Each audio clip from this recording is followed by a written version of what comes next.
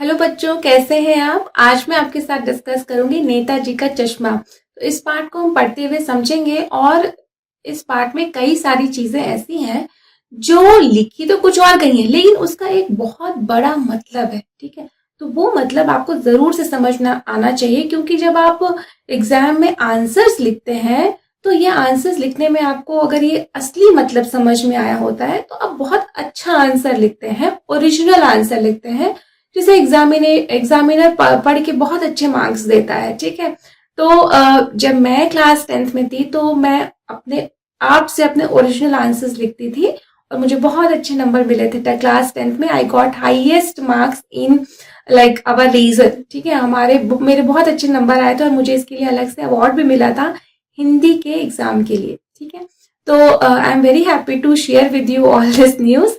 लेकिन चलिए इस पार्ट को हम शुरू करते हैं। तो चारों ओर सीमाओं में घिरे भूभाग का नाम ही देश नहीं होता।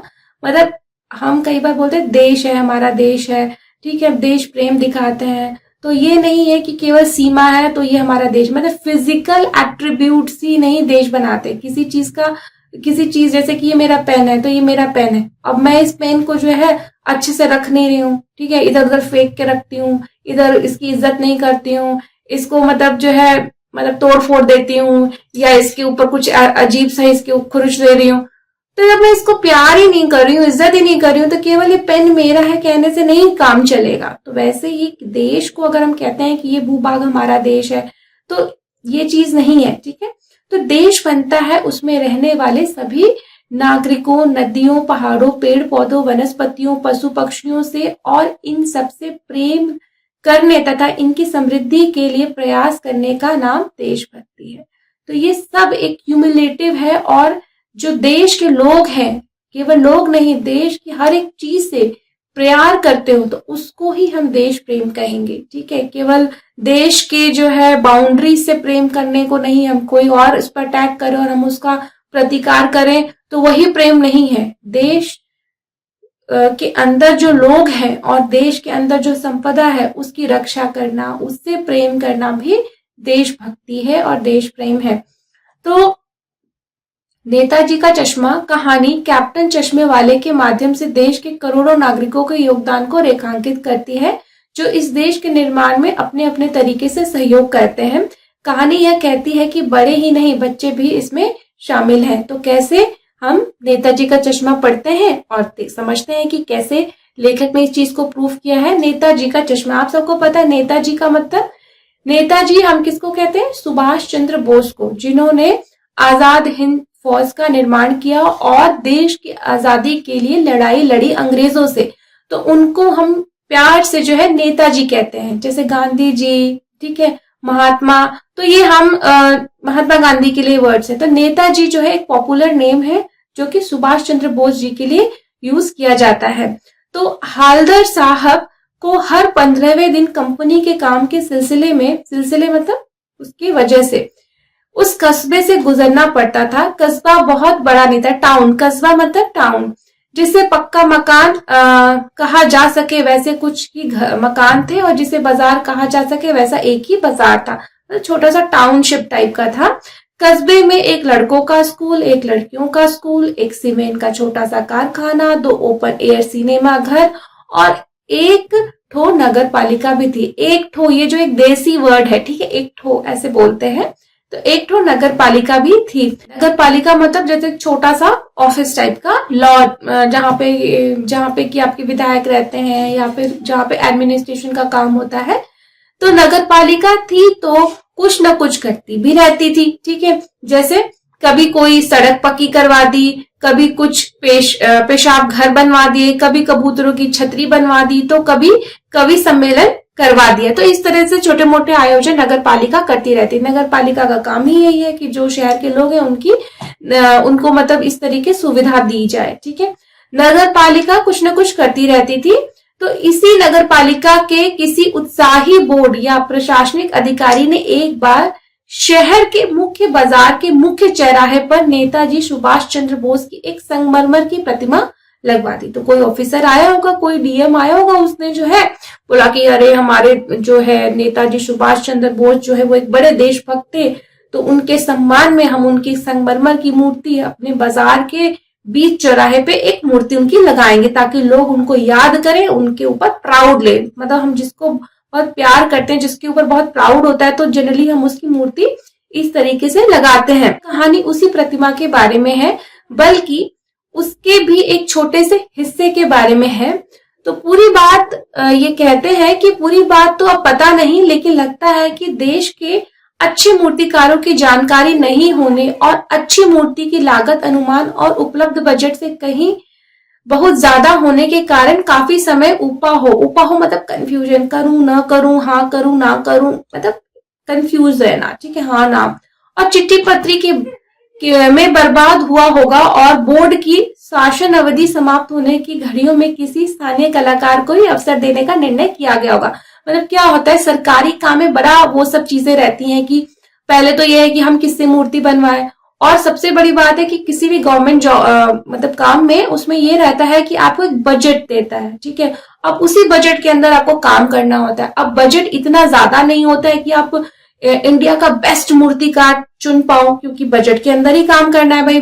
मूर्तिकार इतना बजट पैसा मांग लेगा तो फिर हम तो कर ही नहीं पाएंगे, इसीलिए हम उस बजट के हिसाब से मूर्तिकार को उन्होंने तलाशा होगा, और देखा होगा कि इस बजट में तो एक लोकल मूर्तिकार ही मिल पाएगा, तो उन्होंने लोकल मूर्तिकार ले लिया। तो यही सब अब सरकारी काम है, टेंडर निकालो, किसको जाएगा किसको नहीं जाएगा, ये तो बड़ा लंबा पचड़ा रहता है, लेकिन तय कर लिया उन्होंने, ठीक है। तो और इसमें ये भी रहता है कि मार्च एंडिंग तक पैसा भी खत्म करना है आपको, क्योंकि मार्च एंड हो जाएगा तो वो पैसा लैप्स हो जाएगा, वो पैसा आगे आप यूज नहीं कर पाइएगा। तो एक टाइम लिमिट के लिए पैसा मिलता है गवर्नमेंट में, तो इस वजह से ये काम को बहुत फटाफट फाइल को मूव कराना होता है, तो इसमें समय भी लगता है, तो समय कम भी होता है, तो इसीलिए कई बार जो क्वालिटी ऑफ वर्क होता है वो कॉम्प्रोमाइज होता है इस वजह से, ठीक है। तो कहने का ये मतलब, यहाँ लेखक यही चीज को आपको बताना चाहते हैं कि ऐसा क्यों हुआ होगा। तो आगे कुछ घटित हुआ है, लेकिन उसके पीछे का रीजन ये है कि सरकारी काम इस तरीके से होते हैं। तो शासनावधि समाप्त होने की घड़ियों में किसी स्थानीय कलाकार को ही अवसर देने का निर्णय किया गया होगा, और अंत में कस्बे के इकलौते हाई स्कूल के इकलौते, मतलब एक ही हाई स्कूल था, उसके अकेले एक ड्राइंग मास्टर, मान लीजिए मोतीलाल जी, मान लेते हैं कि उस जो ड्राइंग मास्टर थे उनका नाम मोतीलाल था जी, को यह काम सौंप दिया गया होगा, और जो महीने भर में मूर्ति बनाकर पटक देने का विश्वास दिला रहे थे। पटक देने का मतलब डिलीवरी करने का। तो कई बार जब आप बेमन्ना काम करते हैं और बहुत अच्छी क्वालिटी का काम नहीं होता, तो बना के पटक दिया मतलब अपना पीछे छुड़ाया, जान छुड़ाया, क्योंकि अब उसको सरकारी काम मिल गया है और सरकारी स्कूल का मास्टर उसको करना ही पड़ा, तो उसको पटक दिया मतलब दे दिया, डिलीवर कर दिया। पटक देने का मतलब डिलीवर कर देना यहाँ पे है, ठीक है। ये उस समय की बोलचाल की भाषा में बहुत आम भाषा थी, पटक दिया। पटक देने का मतलब उठा के पटकना नहीं है यहाँ पे। यहाँ पटक देने का मतलब है कि अपना सामान को हमने डिलीवरी दे दी, हमने बना के आपको सौंप दिया, दे दिया, ठीक है। डिलीवरी करना यहाँ का मतलब है। तो जैसा कि कहा जा चुका है, मूर्ति संगमरमर की थी, टोपी की नोक से कोट के दूसरे बटन तक कोई 2 फुट ऊंची, मतलब यहां से लेके कोट के दूसरे बटन आदि फोटो, ठीक है। ऐसी मूर्ति आपने देखी होगी चौराहों पे, तो जिसे कहते हैं बस्ट। इस तरह की मूर्ति को हम कहते हैं बस्ट, ठीक है। और सुंदर थी मूर्ति, अच्छी बनी थी। नेताजी सुंदर लग रहे थे, कुछ मासूम और कमसिन।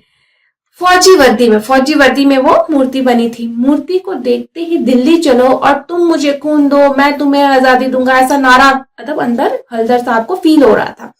तो इस दृष्टि से यह सफल और सराहनीय प्रयास था। जिस हिसाब से मूर्ति बनी थी जल्दबाजी में, उसके हिसाब से देखा जाए तो मूर्ति बहुत अच्छी बन के आ गई थी। केवल एक चीज की कसर थी जो देखते ही खटकती थी, नेताजी की आंखों पर चश्मा नहीं था। अब नेताजी सुभाष चंद्र का फोटो आपने देखा होगा, उसमें वो चश्मा लगाते हैं, पर इस मूर्ति में चश्मा नहीं था। यानी चश्मा तो था लेकिन संगमरमर का नहीं था। मतलब कहने का मतलब था चश्मा लगा था मूर्ति में, लेकिन संगमरमर का चश्मा नहीं लगा। मूर्ति पूरी संगमरमर की थी, लेकिन चश्मा संगमरमर का नहीं था। एक चश्मे का चौड़ा फ्रेम मूर्ति को पहना दिया गया था, ठीक है। तो हलदर साहब जब इस बार कस्बे से गुजरे और चौराहे पर पान खाने रुके, तभी उन्होंने इस इसे लक्षित किया मतलब इसको ध्यान देके पहचाना कि अरे मूर्ति के ऊपर जो चश्मा लगा है ये संगमरमर का नहीं है, तो जो है असली चश्मा है। और उनके चेहरे पे एक कौतुक भरी मुस्कान फैल गई, उनको हंसी भी आई। ये क्या है भाई, ये कैसे है? वाह भाई, यह आइडिया भी ठीक है। मूर्ति पत्थर की लेकिन चश्मा रियल। ठीक है, मूर्ति भले पत्थर की हो लेकिन चश्मा जो है असली है। जीप कस्बा छोड़कर आगे बढ़ गई। तब भी हलदर साहब इस मूर्ति के बारे में ही सोचते रहे और अंत में इस निष्कर्ष पर पहुंचे कि कुल मिलाकर वो सोच रहे थे कि जब मूर्ति संगमरमर की है तो चश्मा जो है वो ऐसा क्यों है। वो सोचते रहा, जीप में जा रहा था, सोच रहा था, तो उसको क्या रीजंस मिले कि कुल मिलाकर कस्बे के नागरिकों का यह प्रयास सराहनीय ही रहना कहा जाना चाहिए। महत्व मूर्ति के रंग रूप या कद का नहीं, उस भावना का है, वरना तो देशभक्ति भी आजकल मजाक की चीज होती जा रही है। तो बोले कि ठीक है, हो सकता है मूर्ति में थोड़ी बहुत कमी हो, लेकिन चलो ठीक है, इसी बहाने लोग याद तो कर रहे हैं स्वतंत्रता सेनानियों को, नहीं तो देशभक्ति का तो लोग मजाक कर रहे हैं कि मतलब देशभक्ति नाम की चीज कोई होती ही नहीं है और सब लोग अपने अपने स्वार्थ में लगे हुए हैं। ठीक है, कहाँ कोई देश के बारे में सोच रहा है, वो ऐसे सोच रहे थे। दूसरी बार जब हलदर साहब उधर से गुजरे, थोड़े दिनों के बाद जब हलदर साहब फिर उसी रूट से गए तो उन्हें मूर्ति में कुछ अंतर दिखाई दिया। ध्यान से देखा तो पाया कि चश्मा दूसरा है। जो पहले चश्मा लगा था वो चश्मा नहीं है, अब दूसरा चश्मा लगा है। ठीक है, पहले मोटे फ्रेम वाला चौकोर चश्मा था, अब तार के फ्रेम वाला गोल चश्मा है। हलदर साहब का कौतुक और बढ़ा, मतलब ये बोला अरे चश्मा कैसे बदल गया। ठीक है, वाह भाई क्या आइडिया है। मूर्ति कपड़े नहीं बदल सकती लेकिन चश्मा तो बदल ही सकती है। हंस रहे थे वो। ठीक है, फिर थोड़ी दिनों बाद फिर से उसी रोड पर से गुजरे वो। तीसरी बार फिर नया चश्मा देख रहे, अरे फिर से चश्मा बदल गया। हलदर साहब की आदत पड़ गई हर बार कस्बे से गुजरते समय चौराहे पर रुकना, पान खाना और मूर्ति को ध्यान से देखना। एक बार जब कौतूहल मतलब उनकी उत्सुकता एकदम चरम पे थी, क्या हो रहा है, कौन चश्मा बदल रहा है। ठीक है, तो जब एक बार कौतूहल दुर्दमनी हो गया, मतलब अब उनसे बर्दाश्त नहीं हो रहा, वो बिल्कुल एकदम छटपटाने लगे कि ये हो क्या रहा है, कौन है जो बदला, अब तो मैं जान के ही रहूंगा, इसका ये मतलब है। तो पान वाले से पूछ ही लिया, क्यों भाई क्या बात है, ये तुम्हारे नेताजी का चश्मा हर बार बदल कैसे जाता है। पान वाले के खुद के मुंह में पान ठूसा हुआ था, खूब सारा पान उसने खाया हुआ था मुंह में उम करके। ठीक है, वह एक काला मोटा और खुश मिजाज आदमी था। हलदर साहब का प्रश्न सुनकर वह आंखों ही आंखों में हंसा। उसकी तोंद थिरकी, हंस रहा था मुंह दबा के क्योंकि पान खाया हुआ था। पीछे घूमकर उसने दुकान के नीचे पान थूका और अपनी लाल काली बत्ती सी दिखाकर बोला, कैप्टन चश्मे वाले करता है। हलदर साहब कुछ समझ नहीं पाए। चश्मा चेंज कर देता है, पान वाले ने समझाया। क्या मतलब, क्यों चेंज कर देता है? हलदर साहब अब भी समझ नहीं पाए। कोई गिराहक आ गया समझो, उसको चौड़ा चौखट चाहिए तो कैप्टन किधर से लाएगा, तो उसको मूर्ति वाला दे दिया, उधर दूसरा बिठा दिया। तो कहने ये एक मतलब लोकल लैंग्वेज है, लोकल मतलब जैसे टपोरी लैंग्वेज होती है ना, वैसे उस तरह का है। पान वाला था वो उस तरह की बातें हिंदी इस तरह से करता था कि कोई गिराहक मतलब ग्राहक, कोई कस्टमर, ठीक है, उसको चौड़े चौखट में चौड़ा फ्रेम वाला चश्मा चाहिए। चौखट का मतलब यहाँ फ्रेम है। ठीक है, कोई चौड़े फ्रेम वाला चाहिए तो कैप्टन किधर से लाए, किधर से लाएगा, तो उसको मूर्ति वाला दे दिया, मूर्ति से निकाल के उसको दे दिया और मूर्ति को दूसरा पहना दिया, उसने ये बताया।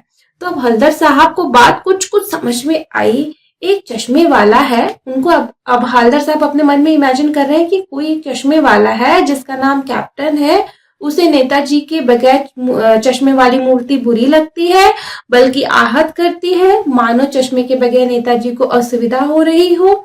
इसलिए वह अपनी छोटी सी दुकान में उपलब्ध गिने चुने फ्रेमों में से एक नेताजी की मूर्ति पर फिट कर देता है।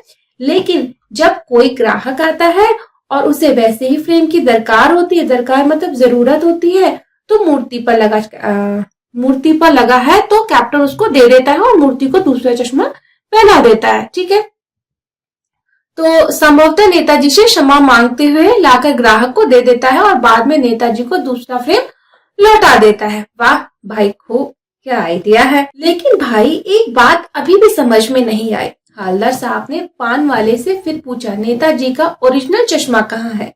अब हालदार साहब को लग रहा है ठीक है ये तो कैप्टन कर देता है, लेकिन जब मूर्तिकार ने मूर्ति बनाई और चश्मा तो नेताजी लगाते ही थे, तो मूर्तिकार ने तो चश्मा बताया ही होगा, तो वो चश्मा कहाँ है, ओरिजिनल चश्मा कहाँ है। तो पान वाला दूसरा पान मुंह में ठूस चुका था। दोपहर का समय था, दुकान पर भीड़ भाड़ अधिक नहीं थी। वह फिर आंखों ही आंखों में हंसा, उसकी तोंद थिरकी, कत्थे की डंडी फेंक पीछे मुड़कर उसने नीचे पीक थूकी और मुस्कुराता हुआ बोला, मास्टर बनाना भूल गया। तो जो मूर्तिकार है वो चश्मा बनाना भूल गया। पान वाले के लिए यह एक मजेदार बात थी, लेकिन हवलदार साहब के लिए चकित और द्रवित करने वाली बात थी। अब पान वाले को तो मजा आ रहा था, लेकिन उसने बोला कि ऐसे कैसे भूल गया, मतलब ऐसे कैसे कोई भूल सकता है जब मूर्ति के पार्ट है चश्मा भी। तो यानी वो ठीक ही सोच रहे थे, यानी वो जो सोच रहे थे वो ठीक ही सोच रहे थे। यानी मूर्ति के नीचे लिखा मूर्तिकार मास्टर मोतीलाल वाकई कस्बे का अध्यापक था, मतलब वो एक्सपर्ट नहीं था। यहाँ पे एक व्यंग भी किया गया है कि जो सरकारी स्कूल के टीचर होते हैं उनको कोई भी काम करने के लिए दे दिया जाता है, ठीक है, और वो उस काम के एक्सपर्ट नहीं होते, लेकिन जब कोई नहीं मिलता तो उनको पकड़ के उनको वो काम दे दिया जाता है। तो इसीलिए वो काम में उतनी सफाई भी नहीं रहती है, मतलब उतने जो एक काम एक्सपर्ट करेगा और एक काम जो अध्यापक करेगा जो कि उसका एक्सपर्ट नहीं है तो कैसा करेगा, लेकिन उसको करना पड़ता है क्योंकि वो एक सरकारी एम्प्लॉय है। तो यहाँ पे एक व्यंग भी दिया गया है। तो वाकई कस्बे का अध्यापक था, बेचारे ने महीने भर में मूर्ति बनाकर पटक देने का वादा कर दिया होगा, बना भी ली होगी, लेकिन पत्थर में पारदर्शी चश्मा कैसे बनाया जाए, कांच वाला, यह तय नहीं कर पाया होगा, या कोशिश की होगी और असफल रहा होगा, या बनाते बनाते कुछ और बारीकी के चक्कर में चश्मा टूट गया होगा, या पत्थर का चश्मा अलग से बनाकर फिट किया होगा और वह निकल गया होगा। उफ। अब हवलदार साहब सोच रहे होंगे कि ये सब क्यों हुआ, कैसे हुआ, तो ये सारे उनके मन में ये सब चल रहा होगा कि क्या हुआ होगा रियल में। तो there could be an number of possibilities कि ये हुआ होगा, हो सकता है, ठीक है। हवलदार साहब को यह सब कुछ बड़ा विचित्र और कौतुक भरा लग रहा था। इन्हीं ख्यालों में खोए खोए पान के पैसे चुकाकर चश्मे वाले की देशभक्ति के समक्ष नतमस्तक सिर झुकाना, नतमस्तक होते हुए वह जीप की तरफ चले, फिर रुके, फिर मुड़े और पान वाले के पास जाकर पूछा, क्या कैप्टन चश्मे वाले नेताजी का साथी है? यह आजाद हिंद फौज का भूतपूर्व सिपाही? अब वो उनको लगा कैप्टन कौन है, क्यों चश्मा बदलता है, क्यों इतना प्यार है उसको, तो हो सकता है वो भी आजाद हिंद फौज में रहा हो या उनका साथी हो। तो पान वाला नया पान खा रहा था। पान पकड़े अपने हाथ को मुंह से 1.5 इंच दूर रोक कर उसने हवलदार साहब को ध्यान से देखा, फिर अपनी लाल काली बत्ती सी दिखाई और मुस्कुराकर बोला, नहीं साहब, वो लंगड़ा क्या चाहेगा फौज में, पागल है पागल, वो देखो वो आ रहा है, आप उसी से बात कर लो, फोटो वोटो छुपवा दो उसका कहीं। हवलदार साहब को पान वाले द्वारा एक देशभक्त का इस तरह मजाक उड़ाया जाना अच्छा नहीं लगा। मुड़कर देखा तो अवाक रह गए। अवाक मतलब सरप्राइज्ड, चकित। एक बेहद बूढ़ा मरियल सा लंगड़ा आदमी, सिर पर गांधी टोपी और आंखों पर काला चश्मा लगाए, एक हाथ में एक छोटी सी संदूक की और दूसरे हाथ में एक बांस पर टंगे बहुत से चश्मे लिए अभी अभी एक गली से निकला था और अब एक बंद दुकान के सहारे अपना बांस टिका रहा था। तो इस बेचारे की दुकान भी नहीं, फेरी लगाता है। हवलदार साहब चक्कर में पड़ गए। पूछना चाहते थे इसे कैप्टन क्यों कहते हैं, क्या यही इसका वास्तविक नाम है, लेकिन पान वाले ने साफ बता दिया था कि अब वह इस बारे में और बात करने को तैयार नहीं है, उसको नहीं पता था, ठीक है। ड्राइवर भी बेचैन हो रहा था कि भाई साहब इतना देर रुके, मुझे भी घर जाना है, जल्दी चले। हवलदार साहब जीप में बैठकर चले गए। 2 साल तक हवलदार साहब अपने काम के सिलसिले में उस कस्बे से गुजरते रहे और नेताजी की मूर्ति में बदलते हुए चश्मों को देखते रहे। कभी गोल चश्मा, तो कभी चौकोर, कभी लाल, कभी काला, कभी धूप का चश्मा, कभी बड़े कांचों वाला गोगो चश्मा, पर कोई ना कोई चश्मा जरूर होता।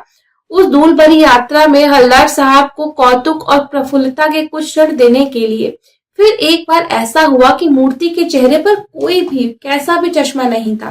उस दिन पान की दुकान भी बंद थी, चौराहे की अधिकांश दुकानें बंद थी। अगली बार भी मूर्ति की आंखों पर चश्मा नहीं था। हवलदार साहब ने पान खाया और धीरे से पान वाले से पूछा, क्यों भाई, क्या बात है, आज तुम्हारे नेताजी की आंखों पर चश्मा नहीं है? पान वाला उदास हो गया। उसने पीछे मुड़कर मुंह का पान नीचे थूका और सिर झुकाकर अपनी धोती के सिरे से आंखें पोंछता हुआ बोला, साहब कैप्टन मर गया। और कुछ नहीं पूछ पाए हालदार साहब। कुछ पल चुपचाप खड़े रहे, फिर पान के पैसे चुकाकर जीप में आ बैठे और रवाना हो गए।